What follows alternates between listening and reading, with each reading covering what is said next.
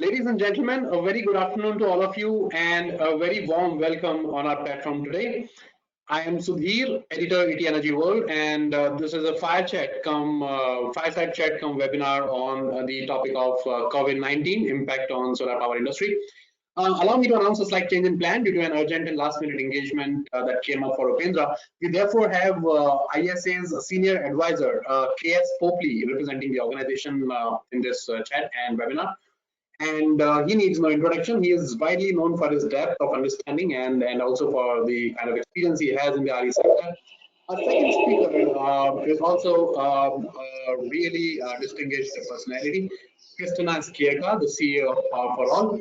I welcome both of them. We will begin with two back-to-back but short presentations by both the speakers. That will be followed by a round of discussion on the key topics with the larger team. And finally, we would invite questions from the audience. So let's begin, and I will now invite Mr. Popley to begin his presentation. The floor is yours, sir. Thank you. Thank you. Good morning, everyone.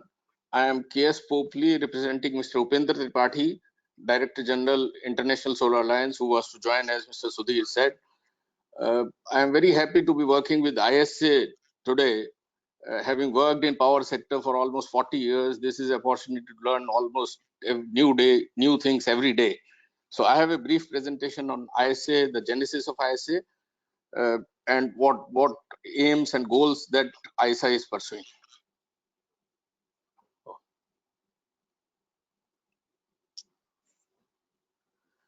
Well, the ISA was launched in 2015 by our Honorable Prime Minister Narendra Modi ji, along with French President Hollande, in National Conference on Climate Change in Paris. The goal of ISA was to create a platform for governments to come together and work for acceleration of solar energy in those countries. Initially, the aim was to involve 121 countries which are lying between Tropic of Cancer and Capricorn to be part of International Solar Alliance. However, subsequently, even in the first meeting, it was decided that we will allow other members also to join International Solar Alliance, considering the interest that the other countries had shown.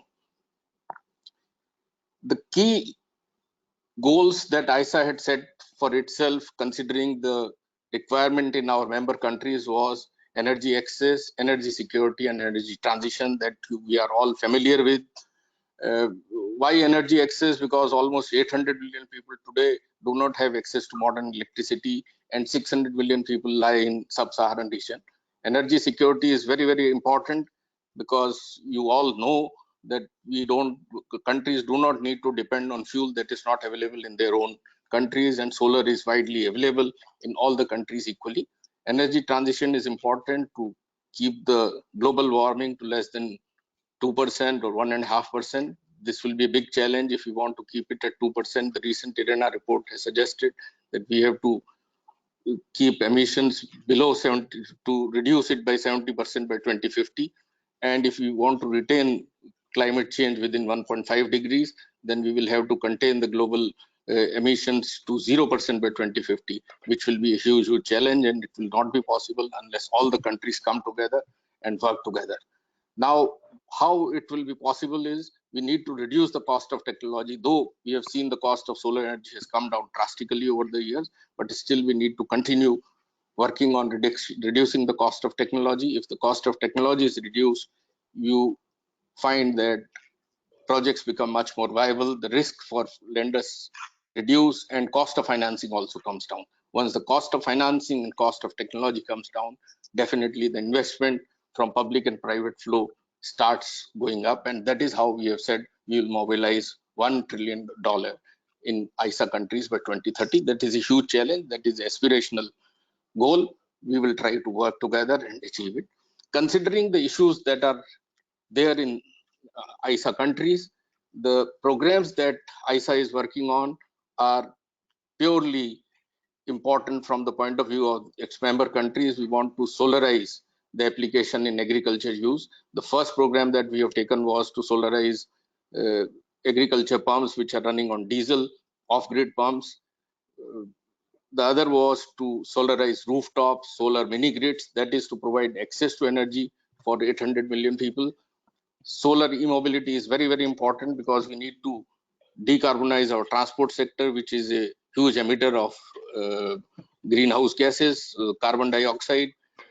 Similarly, why we are getting into solar parks was that if you are able to mitigate the risk of evacuation and land acquisition, as we have seen in India, it will be possible to attract private as well as public investment in large solar projects.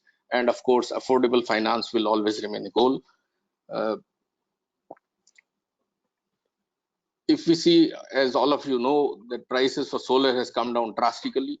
In 1976, it was as high as $76 a watt, which has come down to almost now 20 cents a watt.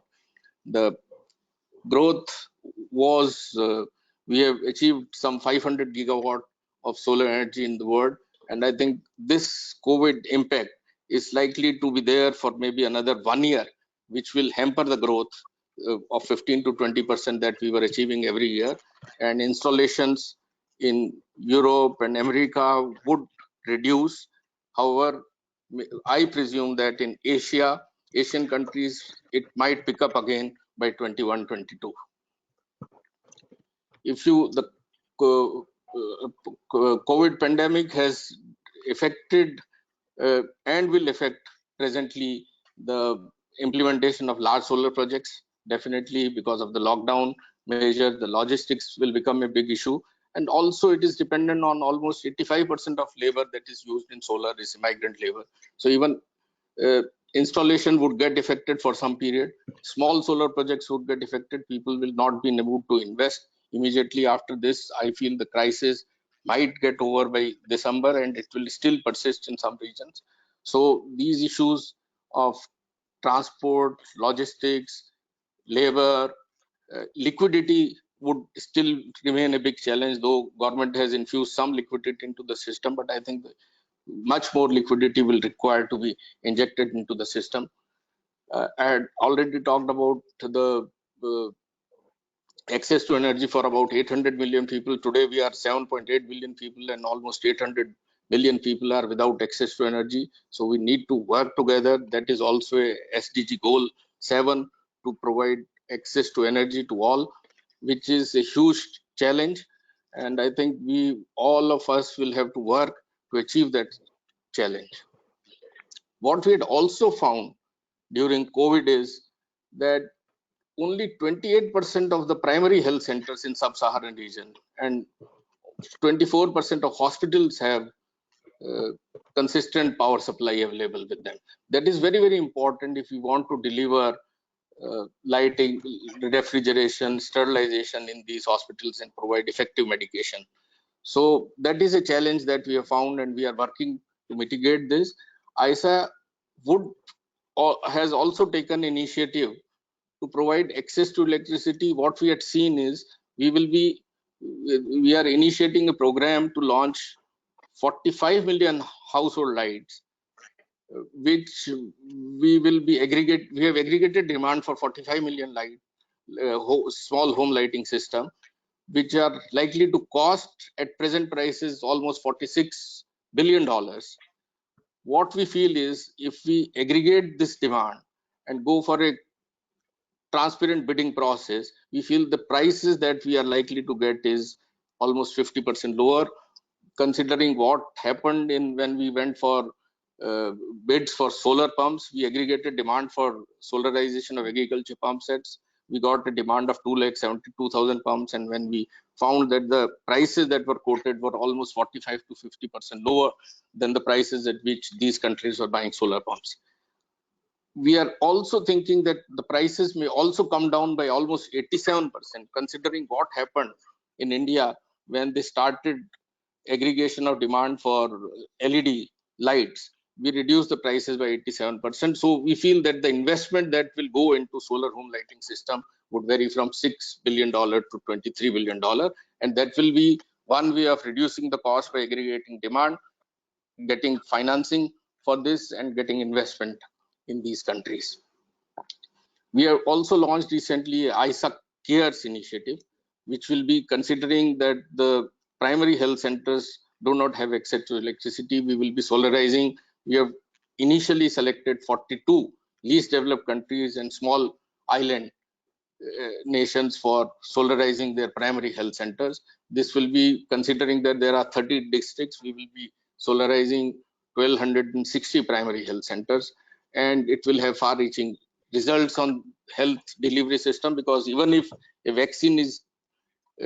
vaccine comes out for coronavirus, it will be difficult to reach these people if there is no refrigeration, no cooling, no access to electricity in these primary health centers. So that is a small initiative, but will have a big impact in our sub-Saharan countries. With this, I'll rest my presentation here and would request Christina, Global CEO for Power for All, to get with her presentation. Thank you very much.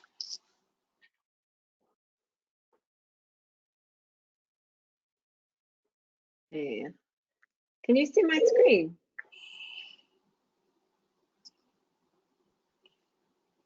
All right. Can you see my screen?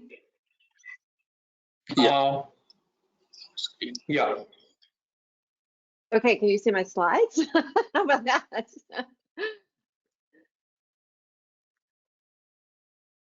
This is exactly why I wanted to.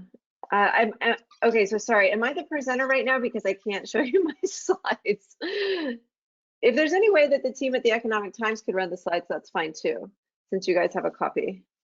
Okay. Just a minute. This worked so well during our rehearsal.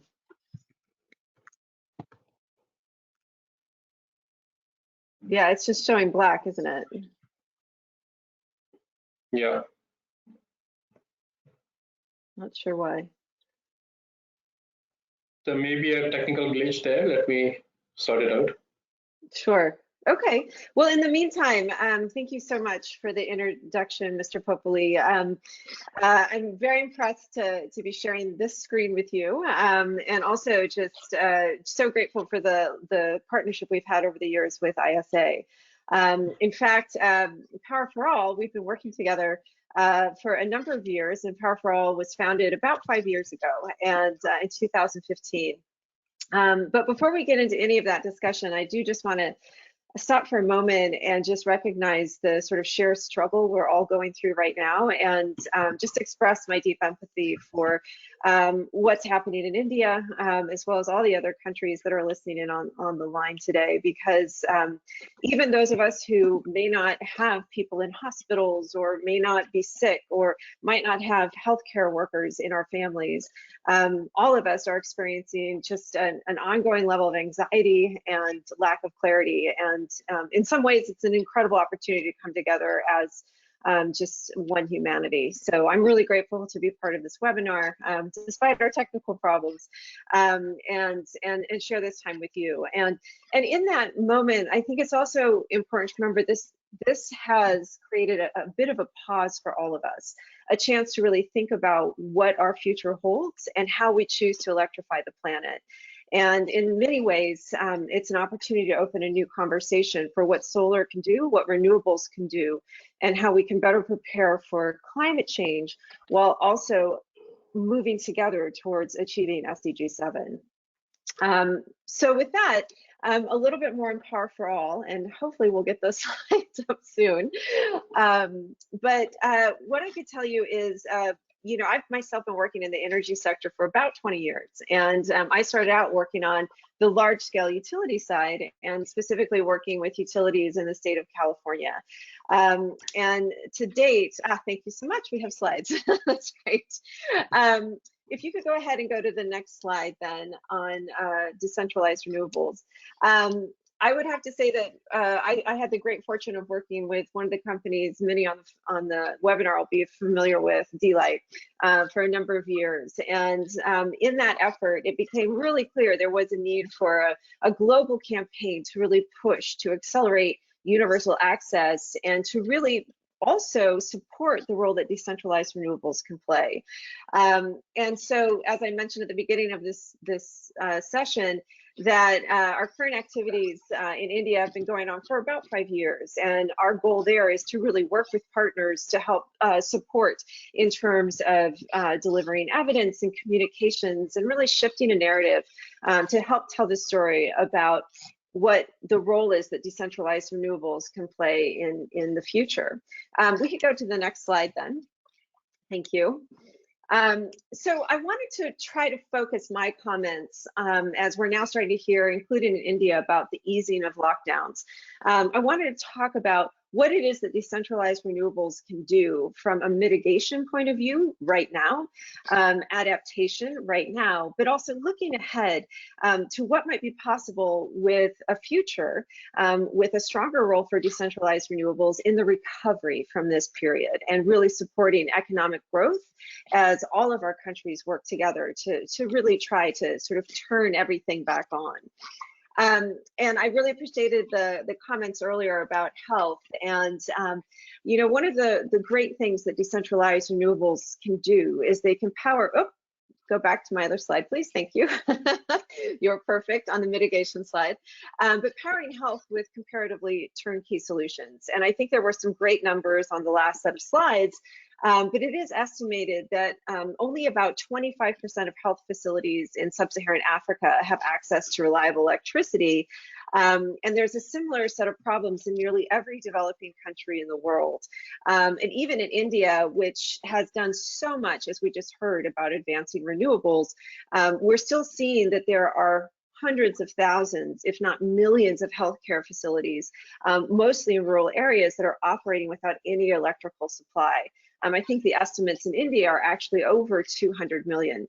And in those cases, what are the choices? Either operate in the dark or choose, as we heard earlier, you know, a very poisonous, hazardous form of diesel fuel or backup generators, et cetera.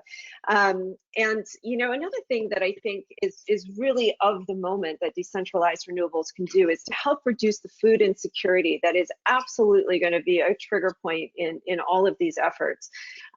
It's estimated that in developing countries, about 40% of food loss occurs after harvest and early in the supply chain. So, you know, we're seeing that there's billions, $310 billion of food waste annually, and yet we also have people who are starving and not getting what they need, whether it's in the United States or India or in various countries in Africa. And so in that moment, we heard a little bit in the last comments about the value of solar water pumping and irrigation. Those kinds of solutions are perfect fit for decentralized renewables because they're able to solve the problem as a point solution in the target areas. And so we could just mention one thing before we scroll on. There's some incredible flexibility and adaptability from this sector. And I want to tell some great stories about some things that have been happening. So we could go to the next slide then. Thank you. So first of all, I think we have to remember what the unique benefits of decentralized renewables are. And it has to do with the speed of deployment, that instead of building and siting expensive power plants and stretching that generation out for miles and miles, you can have a point-specific solution that can deliver power in sometimes a matter of weeks, and definitely not years. And one great example, I think I'd love to share with you from India, or sorry, from Nigeria, another country where we've been working for a number of years. And as part of the response to the coronavirus situation in Nigeria, the Rural Electrification Agency put in place an emergency program that helped with the installations of off-grid systems for healthcare centers. And those were installed in 2 weeks. And they were for these new facilities specifically to help with people who are battling coronavirus. That's just a great example of how this sector can help a more traditional sort of centralized approach. Some other great examples of the flexible, adaptable power and customer service, I think, is one of the things that our sector really excels in. And there's stories popping up all over the world of different kinds of these, you know, unique energy companies, whether they're mini grids who are sort of shovel ready, or rooftop solar system companies who've been able to repurpose their teams to help solve crises of PPE and whatnot. And there's some great stories coming out of India, including Power for All's partner partner Hess Power in terms of what they've done to help power grocery stores and medicinal shops, etc. And they themselves have gone above and beyond to distribute food grain packets to 2,000 families across 40 villages in Bihar and Uttar Pradesh. And then I would be remiss if we didn't talk about the importance of affordability and the pay-as-you-go component of decentralized renewables. And there's a great example there of that sort of built-in flexibility as well, not only with sort of that variance and level of energy that our sector can deliver, but in addition, what we're doing to support customers. And there's a great example from Solar Power India and the Rockefeller Foundation in terms of what their work has been doing in India. And, you know, they've got over 270, I believe, mini grids that are currently powered, and they're all up and running, providing 24/7 power. And they've also come up with a great scheme to help household customers with delayed payments up to 3 to 4 months for shops and micro enterprises to, you know, subsidize their help and their work and pay later in order to support what they need to survive. Anyway, and so the last slide that I have, and then we'll get into our conversation, is really about the future and what solar, whether it's centralized or decentralized, can bring to this equation. And so can I have the next slide, please? Thank you. But obviously there's a very important piece of this equation about what economic recovery will require. And that means energy 24/7 across all countries. And there's a wonderful partnership that can happen between centralized and decentralized. This integrated electrification approach that can leverage decentralized renewables either at grid edge or actually on grid to help support more reliability is a great partnership to be looking forward to.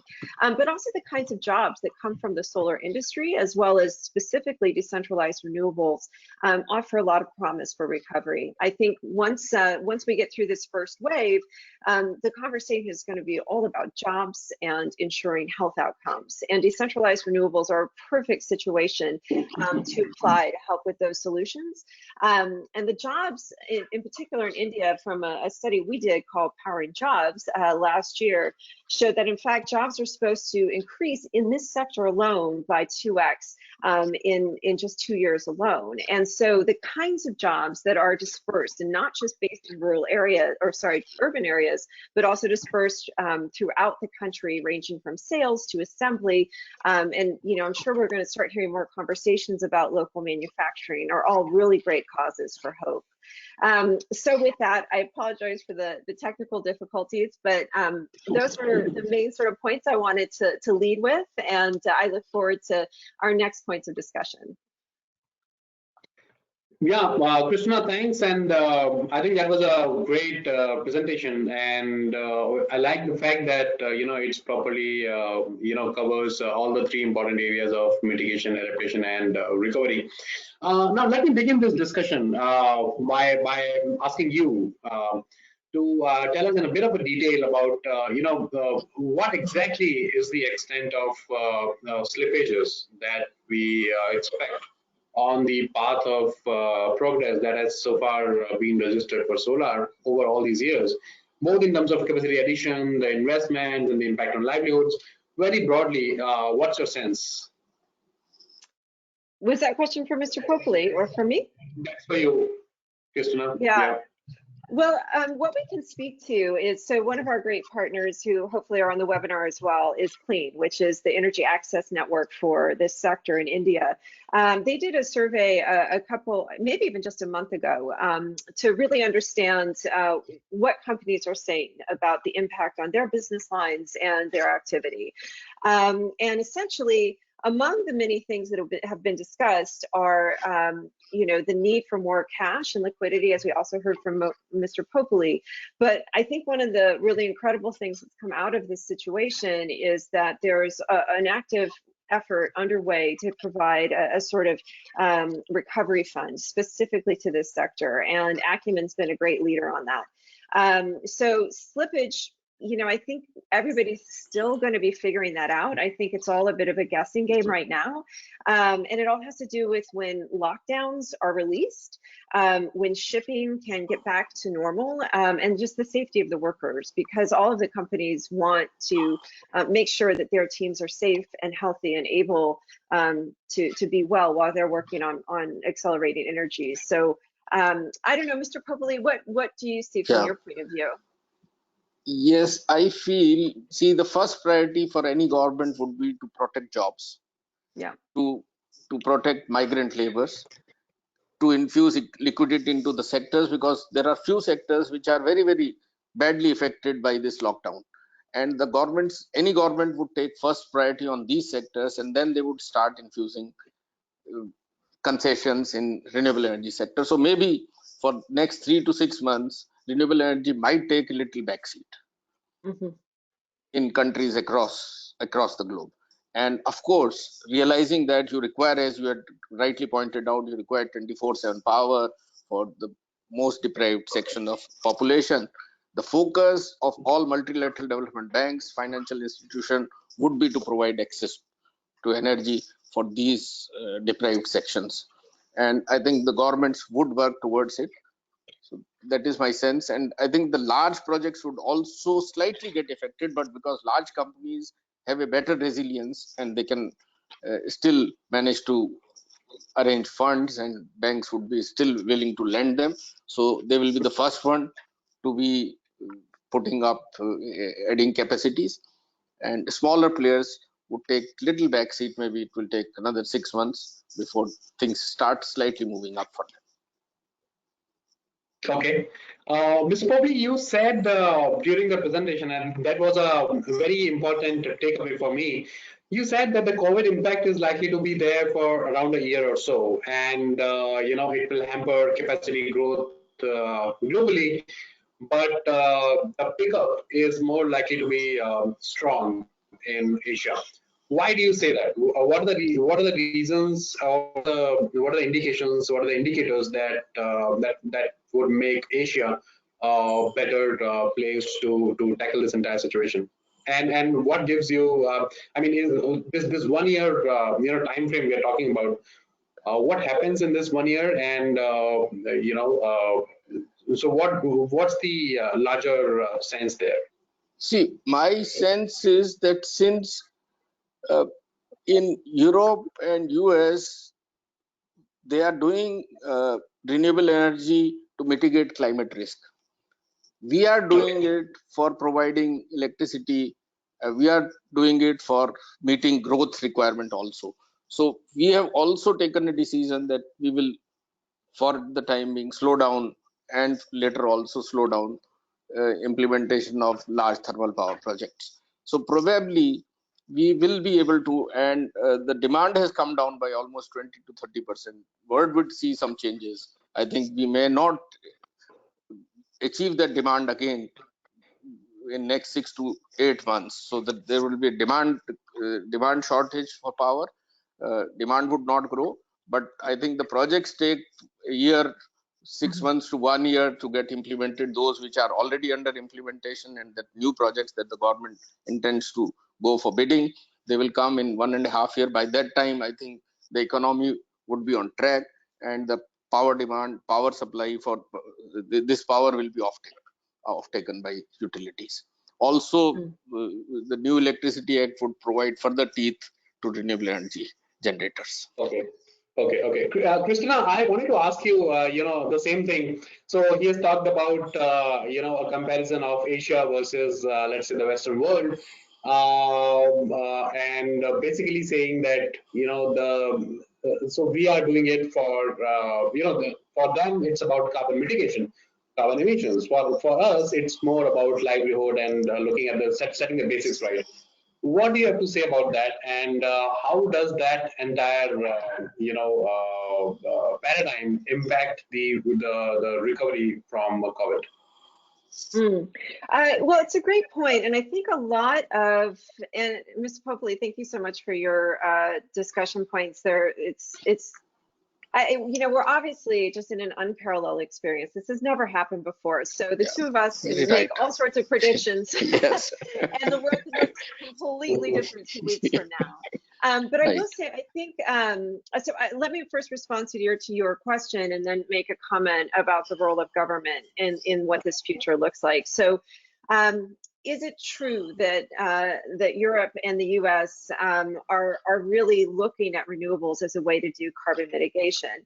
Well, in some cases that's true, but there's many of examples in the global north about how even in my own state where I live, California, where it's midnight right now, where we're actually turning to decentralized renewables for resiliency here. Okay. So that is happening. What we're talking about is actually this energy transition, right? And a global energy transformation. And so, but that said, I mean, you hear so often, and maybe a little bit less now than 5 years ago, but the discussion about leapfrogging and the benefits of going straight to renewables. And I think one of the things that you can see in this situation is the benefits of renewables. And it's, if we handle this moment right, it could be an incredible teaching moment and actually a way to leapfrog not just what we're talking about in terms of electrification, but how we're thinking about climate change and what the future of energy looks like in every country in the world. And so much of that has to do with how governments choose to respond and how they look at energy as a resource in preparing for the next pandemic and resolving these issues. And so, for example, the United Nations has called for a $2.5 trillion recovery fund for developing countries. And that's supposed to have a focus on Africa and a focus on women. And we're all trying to figure out, as Sustainable Energy for All has a leadership role in sort of sorting that out. But, at the end of the day, whether it's the World Bank or the UN, it's all about the member states and exactly what they want and what they request. And that's why having conversations like these and organizations like ISA to keep advancing the benefit of how resilient, turnkey, and cost-effective that renewables can be. Do you agree, Mr. Pupley? I fully agree. I fully agree. The most important thing is the renewables are going to make grid very, very resilient. They will be they will be, they will be insured against any deep falling off, because we have seen 2 grid failures in our country earlier. And after renewables came after integration, what we have seen on 9th April also, that the grid could take 30% reduction demand in less than 15 minutes. And that is how we become more resilient. And after every pandemic, we have seen in each century, you get one large pandemic and the humanity becomes much, much stronger and more resilient. And I think we have renewable energy as one source which can definitely bring all the benefits that the humanity wants from the point of view of energy. Well, absolutely. And if I could ask you a question, sorry, Sudhir, to jump in and do your job.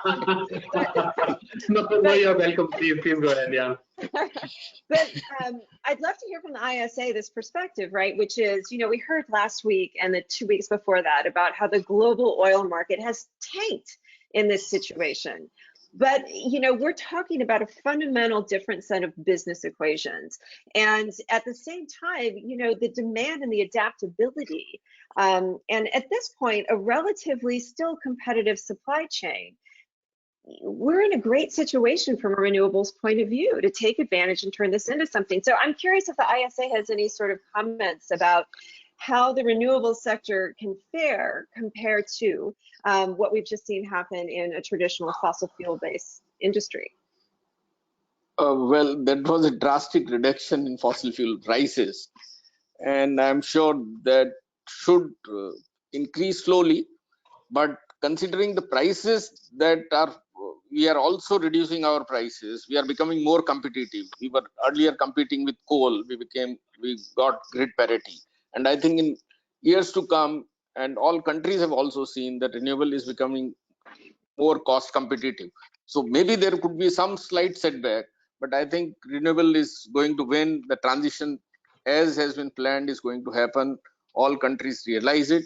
And also more so after this pandemic, I think the environment will become very, very important issue for all governments, because we have seen what has happened. We have also seen We had been trying to clean our air, we had been trying to clean environment, rivers, and what we have seen today in 15, 21 months of lockdown, what positive effects it has. So everybody now understands what impact renewable and clean energy can play on world.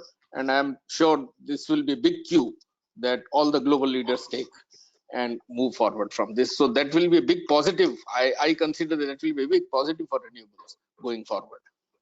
Okay, okay. Mr. Poppy, I wanted to understand one very important thing. You said in a presentation that ISA has a target of mobilizing $1,000 billion for solar by 2030 Yeah. across the member countries. The first question that comes to anybody's mind is, given the change scenario of this pandemic, are we on track to achieve that target? What is the likelihood of a hit to that target, and how serious or how concerned should we be? Yeah. When ISA was launched in 2015, the target was $1,000 billion. We thought that that is a target for the globe, all the countries. Then the target was reduced to the countries which are members of International Solar Alliance. It's a huge target. Today, globally, we are spending, I would say, $150 billion on solar. And maybe that investment would continue going forward for next 10 years. Maybe it will increase. What we have seen in previous years is that investment in renewable has remained constant to around $300 billion, plus minus 10%. In some years, it has gone to $270 billion. Some it has come to $330 billion. So what I feel is that with prices coming down and pandemic happening, we will still be at 150 billion dollars of investment in renewables in coming years. If we are able to mobilize and if the cost comes down, see, the biggest growth engine going forward will be Africa, because there the per capita consumption today is almost less than 500 units, and that is going to leapfrog into renewables. The whole solarization is happening there, for whether it is farms, whether you are talking about rooftops. We are also planning to have solar parks there. So probably the larger investment, the guidance will be from Africa, and I'm sure inflection point might reach, because today financing is an issue there. And once we see success of renewable energy projects there, we have few successes there. Once we see that yes, there are risks, there are much lesser risks, and governments start supporting it, I think we should be there. May not be at $1 trillion, but plus minus some percentage. But it is very good to have that goal in front of us, for which we should all work together. Okay. The other most important among the most important questions that we have in the current scenario is, what makes the situation really really bad is that there is demand disruption, and at the same time there is significant supply side disruption also. Now, if you look at solar, one of the reasons why the sector has seen a lot of growth in the past few years was the pricing of panels. Grid parity was achieved because in places like India, particularly, right, which are huge markets, simply because there was a lot of reduction in panel prices, particularly equipment that was coming from China. So pricing is the key. Now in the change scenario, what is the outlook as far as pricing of panels is concerned, and how will it impact the grid parity, for solar projects? And I would like both of you to give your comments on that. I'll go second. Okay. So suppose I take it, if I speak about Africa, what we had seen is that prices for power there are around 18 cents, which is pretty high there. And all the schemes all the programs that I have mentioned, whether for a smaller rooftop, also for solar parks, mini grids, for solarization of pumps, they are all standalone viable today in Africa. And further, there will be some decrease in prices going forward, not maybe in immediate future of 1.5 years, but again, that same trend will continue, because the research is moving. We are getting better efficiencies every year. We had recently heard from NREL that they have come out with a record-breaking efficiency of 43.7% for concentrate 6-junction solar cell, and that is for concentrated beam, and for others they had lab efficiency of 39.7%. So what I find is that efficiencies will keep going up. We will have reduction in prices going forward. So I strongly feel that things will normalize, considering the importance environment is going to play in coming years. Christine, over to you. If you. Yeah, well, I guess I would say a few things about that. And first of all, stepping back, remembering that the Power for All really advocates for the overall decentralized renewable sector. And there's a wide variety of technologies that fit in that category. It is everything from rooftop to mini grids to mobile solar farms to appliances that help drive demand and stimulate income. So, so there's a broad array of products and services that fit into that question. But if we simplify it and we just talk about the impact of COVID-19 on prices, I think my personal opinion is that two things are going to continue to hold true. And one is that quality matters and equity of subsidy matters. And at the end of the day, so much of this sector has grown up without subsidy or without price preferences, simply taking advantage of the market forces of lower prices on storage, lower prices on the energy generating panels or micro hydro, what have you. And that's gotten to a certain level with cost of goods. Now you couple that with unbelievable customer service and a human-centric approach to how products and services are designed. And just really dedicated and passionate entrepreneurs, and that explains a lot about the growth of the sector. But going forward, when we're talking about continuing to fill this gap, because we all, I think, would agree we'd like to see better movement on those numbers of the unelectrified going down. To get that kind of scale and escalation, you have to be ready to start talking about subsidy. And who controls that? It's donors and governments. And so the question is what can we as a sector be doing in this interval to help change that conversation and be sure that both governments and donors are starting to think differently about what this sector can do, not only to recover from this particular pandemic, but prepare for what people refer to as the second wave or the next one. And if we, again, I mean, there's a huge role for advocacy and I think raising the expectation of what can be done by governments and donors to support renewables in this case. But, you are looking at business models that can, even for mini grids that depending on the mini grid and where they're located, that, can be profitable in something like 3 months at a tariff that's cost effective because the power is effective and people want it. There's stories all over India of that scenario. Husk Power has some great stories. All sorts of mini grids have stories like that, but it doesn't solve the problem that if we're talking about scale, you can't have massive, widespread scale without the right level of government and donor support. Yeah. Okay. Christina, I wanted to understand something from you. You and your organization is so you are devoted to DRE, right? Distributed renewable energy. My question is, so in times like these, right? It's one thing to say that the government should come up with solutions to support, companies that are, a lot of these companies are really small level companies or organizations.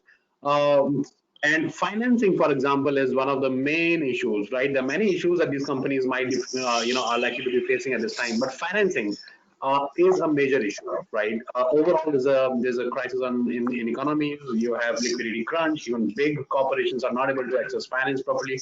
And here we are talking about really small companies.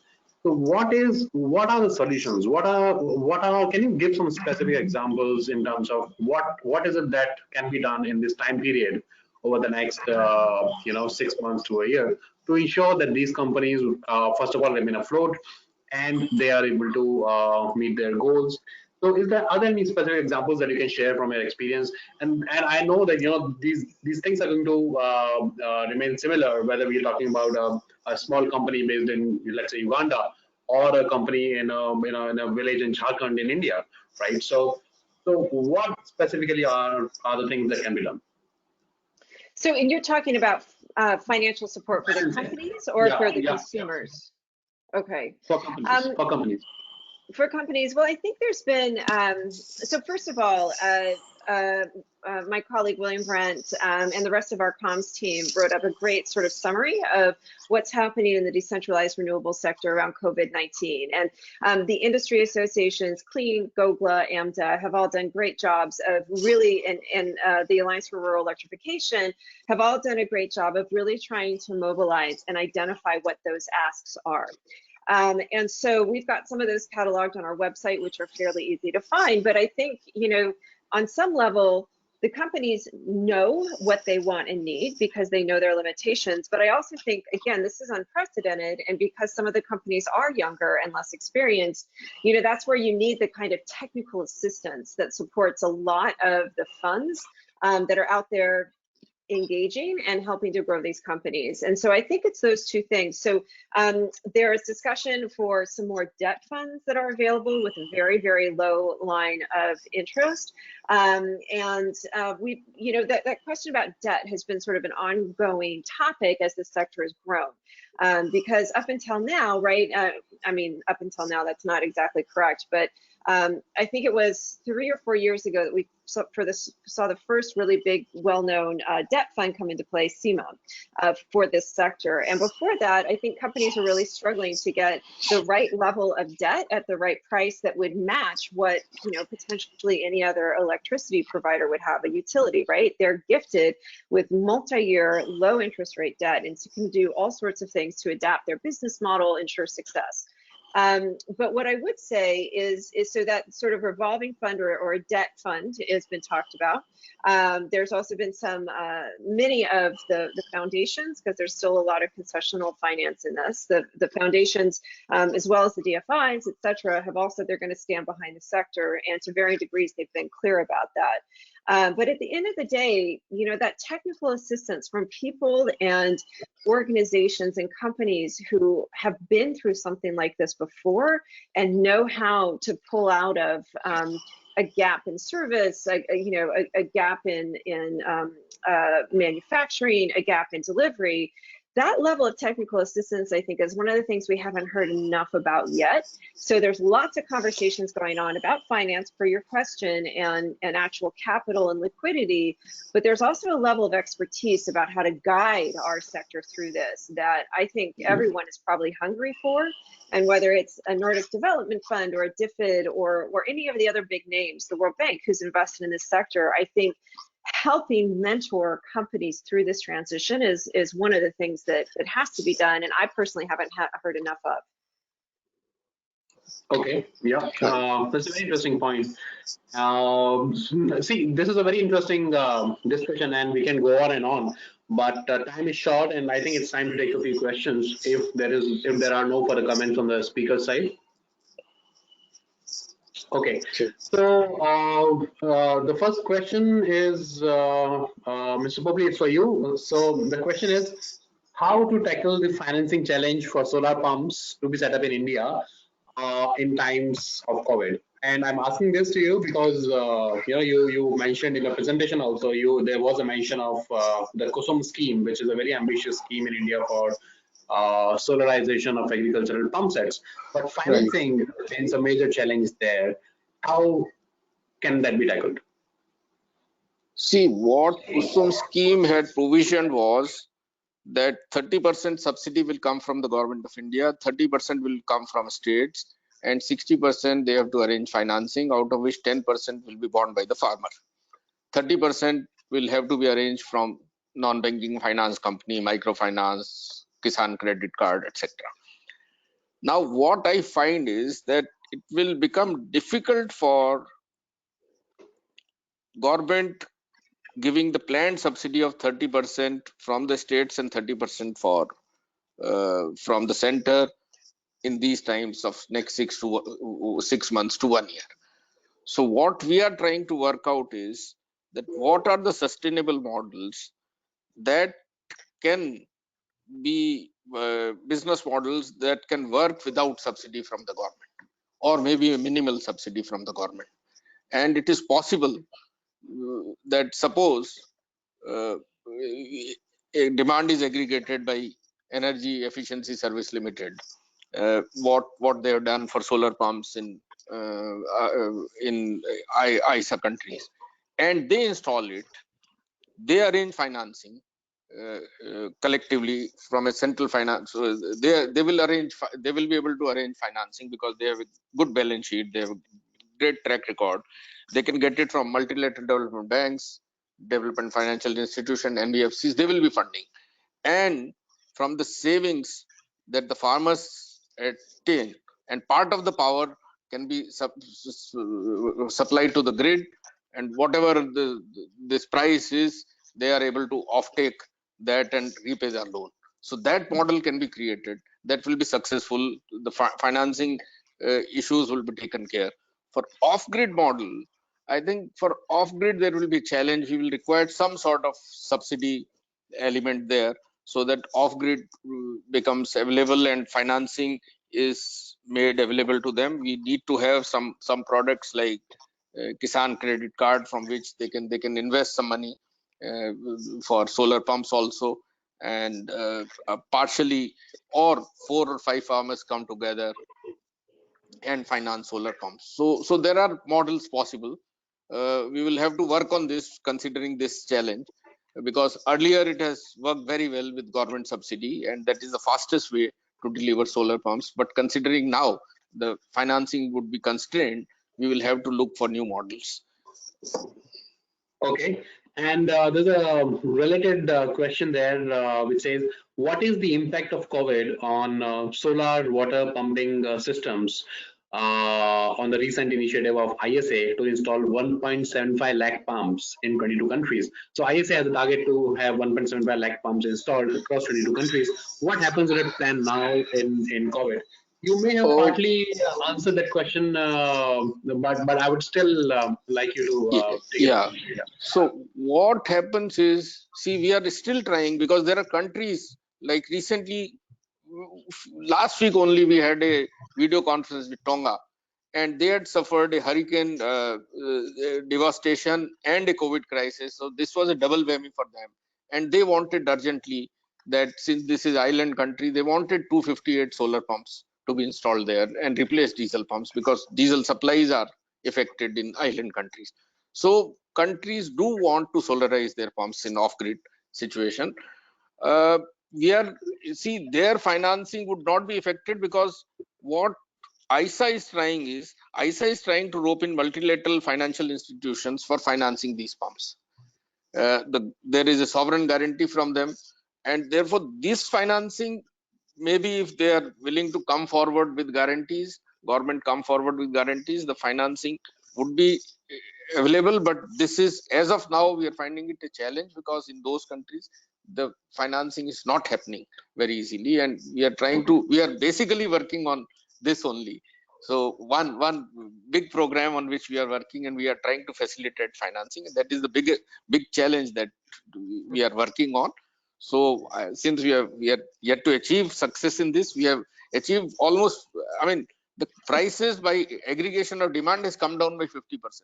So in a way, you can say that we have solved financing problem by almost 30 to 40%, because the cost has come down by almost 30 to 40%.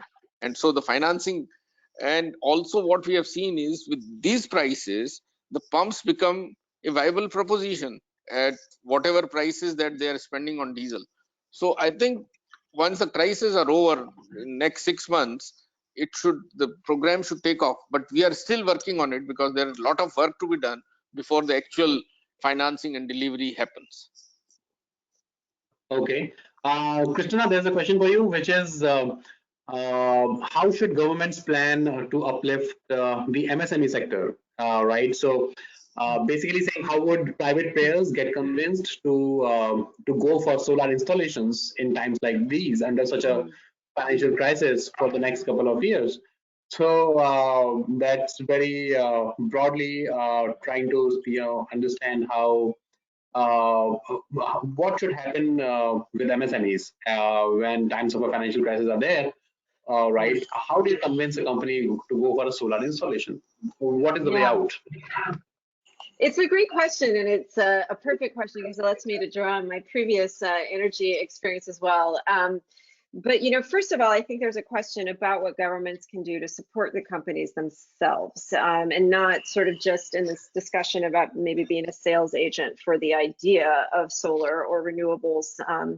But in my own country, in the United States, we have these various sort of small amounts, short-term fundings and loans, and loans that might get into grants, etc.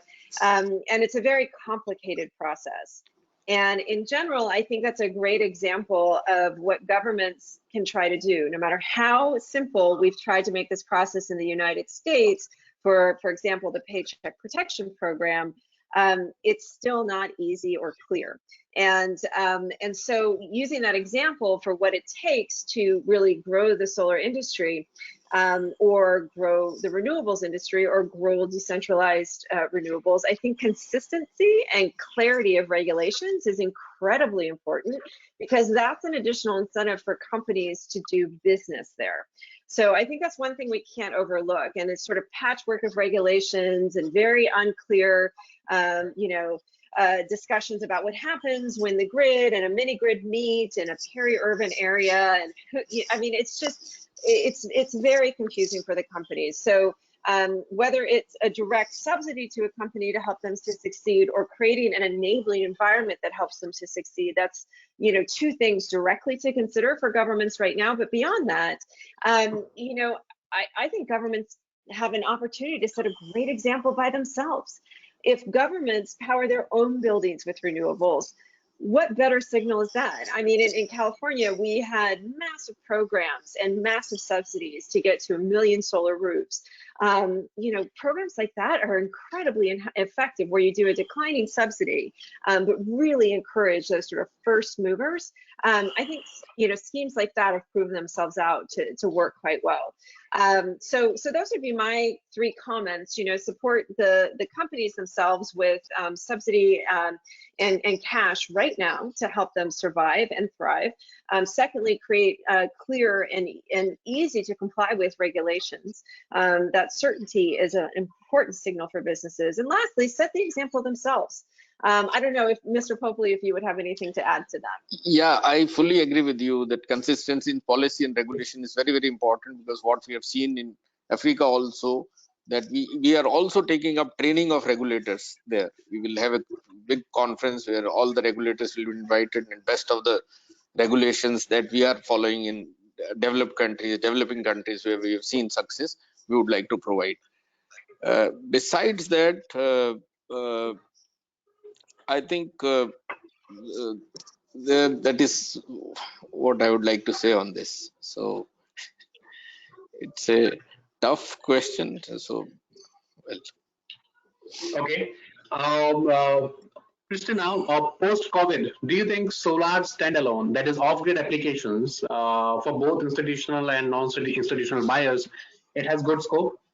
So that's a question for you. So I think it's broadly, about in the post-COVID scenario, how do you assess the outlook for off-grid applications?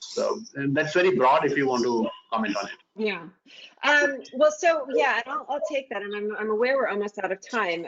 But first of all, we've made a very strong effort at Power for All to not refer to on-grid and off-grid, because we actually think it sort of demeans what decentralized renewables can do. We're all part of a global energy supply, and the more we legitimize all the players in that space, the more energy for all. Yeah.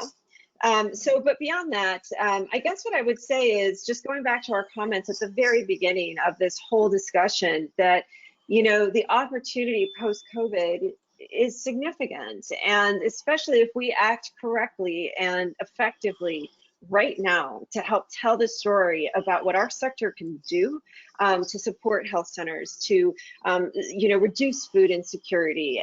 It's a very powerful message. In addition, I think there's a new opportunity that this could come with, which is really getting decentralized and centralized energy to work together in an entirely different way. That's part of a pilot project that we're working on in Uganda right now called Utilities 2.0. And together, by the idea that working together we can actually achieve more, I think it's beyond time for that discussion. And so the topic, I think, in this moment and also post-COVID is how can we work together to accelerate access, drive and stimulate demand, and improve performance of all the grids, whether they be a mini grid or a centralized grid. Okay. Yeah, I fully agree, because that is what has happened in India also. Because when we started mini grid, we said what happens if the grid comes, and till there was no regulation on this. Subsequently, the regulation came that excess power can be fed to the grid and they will be paid at APPC prices. So that is what is very, very important, and that is what is also important in Africa also, where we are still awaiting regulation on when there are companies which are working on it. Companies like SE for All, Power for All are working on it, on advocacy that yes, these have to be integrated properly, and I fully agree with you. One question specifically for you, Mr. Popley. It is, how do you assess the impact of COVID-19 on sales migration away from discoms, especially captive and group captive arrangements? That's slightly technical. Yeah. So basically, the person is trying to ask. There is always a Yes, yeah. yes, you are right, because there are a lot of companies, medium and small enterprises, who would like to reduce their cost. And considering that they are presently buying power at 7 rupees or 8 rupees, and renewable rooftop is available to them at 3.5 to 4 rupees. Also, they can work on group captive and captive mode, where power can be supplied to them at 3.5 to 4 rupees. So I am sure, yes, you are very right that yes, there will be a tendency of companies to move away from utilities where they are paying more, and if the regulations permit, I think more and more companies are likely to shift to group captive and captive mode, because that makes them cost effective. Okay. So I have a lot of questions on so where people are basically asking what happens to the from the energy storage point of view. Before COVID, there was a lot of talk about solar plus storage as a solution for DRE, for example. How does that equation change now? If you can, maybe Krishna can take that. I can, and I want to remind everybody it's 12:30 at night for me. Okay. So Okay. hopefully we're getting close to our last question, Sudhir. Yeah. That's okay. Sure. But no, it's look, it's a perfect opportunity for storage. And for example, our partners in Uganda that we're working on with this Utilities 2.0 project, known locally as TWACE, they've already been thinking. I mean, there's many progressive utilities out there that are often looking for the right partner. In the case of this situation, what you have is urban areas that are usually powered by a grid, right? And that's a great application for a centralized grid, short distance urban environments. But then you have rural healthcare centers, you have referral centers, etc., that maybe aren't close enough to get electrified, but may get a lot of output and a lot of patients coming in with COVID-related problems or any problems. But there's rural areas in every single country, including the United States, where there's not sufficient supply, quite frankly. And that's a great place for storage to step in. So in the case of Uganda, I know that there is some talks underway, and I know that the World Bank in particular has been focused for a while on rural healthcare facilities and how do you support. So the truth is that, I mean, we do know the limitations and the benefits of rooftop solar power. And great if we can generate a ton of power during daylight hours, but people still need care at night. And so storage plus solar is a perfect solution. I think there's a lot of companies that have already moved in that direction. I mean, you look at Zola, for example, or you look at a company like Redavia that has these sort of, drop-in, create a mini grid that comes with gigantic battery packs attached to it, and those can all be support systems for healthcare centers. So I guess what I would say is I think there's a huge opportunity. I don't know why there wouldn't be, and in fact, even more focus on 24/7 power, which storage is made for. Okay, yeah. Ladies and gentlemen, we have a long list of questions, and the questions keep on coming, but time and Christina, of course, are not on our side. So, and I think we'll have this session here. I want to thank both the speakers for the really great insights and takeaways they've given us today. Thanks, audience, for being so patient. It was wonderful to have all of you on the platform today. A copy of this recording of this event will be available on our website and also on our YouTube channel where it can be accessed. Also, please feel free to write to us for any comments, feedback, and suggestions. Thanks for your time. Thank you. Bye-bye. Thank you, Sudhir. Thank you, Christian. And thank you, everyone. Thank you. Thank you. Bye-bye. Bye. Bye-bye. Thank you.